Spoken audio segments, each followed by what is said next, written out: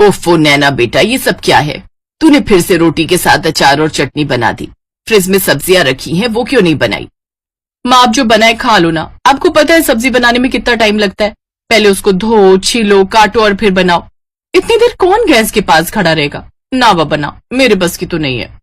अरे कल को ससुराल जाएगी तो वहां भी क्या ऐसे ही आलस दिखाएगी? उन लोगों को भी बिना सब्जी की ही रोटी खिलाएगी। आप हर बार ससुराल वालों को बीच में क्यों ले आती हो?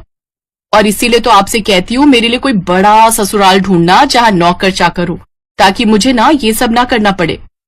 ऐसे कुछ समय बीत जाता है और नैना के लिए एक बड़े घर का रिश्ता आता है और कुछ समय बाद नैना ब्याह कर अपने ससुराल चली जाती है। शादी के अगले दिन उसकी पहली रसोई की रस्म होती है।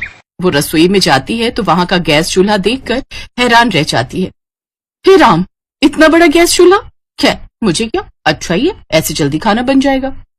फिर वो तरह तरह के पकवान बनाती है। पूरी, कचौरी, आलू की सब्जी, हलवा, रायता सब बनकर तैयार हो गया। अब देखना कैसे ये लोग मेरे हाथ का खाना खाएंगे तो खुश हो जाएंगे। वो मन ही मन ये सब सोच रही होती है कि तभी नैना की ननद डिम्पल और जेठानी अनीता वहां आती है। अरे वाह, खुशबू तो बड़ी अच्छी आ रही है। लेकिन ये क्या, ये तो आधा ही खाना बना है। नहीं दीदी, मैंने तो आलू पूड़ी, हलवा, रायता सब बनाया है। तुम नई नई हो ना, इसीलिए शायद तुम्हें अभी यहाँ के रूल्स पता नहीं। यहाँ खाने में एक नहीं बल्कि 10-10 सब्जियां बनती हैं एक वक्त पर। क्या? इसका मतलब इसीलिए वो इतना बड़ा गैस चूल्हा रखा हुआ है? हाँ और क्या। तुम तो ऐसे हैरान हो रही हो जैसे मैंने तुम्हें 10 नहीं बल्कि 100 सब्जियां बनाने के लिए बोल दिया हो। वो क्या है ना, यहाँ हर किसी को अलग अलग सब्जी पसंद है। अब 1-2 सब्जियां ही बनेंगी तो कुछ लोग तो भूखे ही रह जाएंगे, इसलिए 10 तरह की सब्जियां बनती हैं। अगर किसी को ये ना खाना हो तो वो खा ले, वो ना खाना हो तो कुछ और खा ले।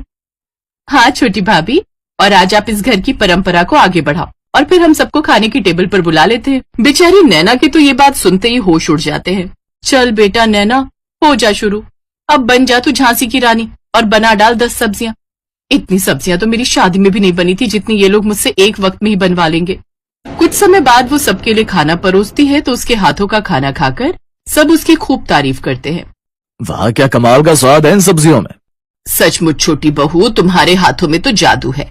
अब से तुम ही रसोई में 10 तरह की सब्जियां बनाओगी। अब तेरा क्या होगा नैना? बड़ी ऐश मार ली तूने माँ के घर में, अब अच्छे से शामत आई है तेरी। ऐसे कुछ दिन बाद बरसात का मौसम शुरू हो जाता है। बाहर का सुहाना मौसम देखकर नैना सोचती है, अरे वाह, आज तो गर्मा गर्म पकौड़े खाने वाला मौसम हो रहा है। ऐसा करती हूँ, सबको गर्मा गर्म पकौड़े बनाकर खिला देती हूँ। तेल में तले होने के कारण वो भारी होते, जिससे सबका पेट भर जाएगा। और साथ में थोड़ी कचौड़ी भी तल देती हूँ। आज शाम का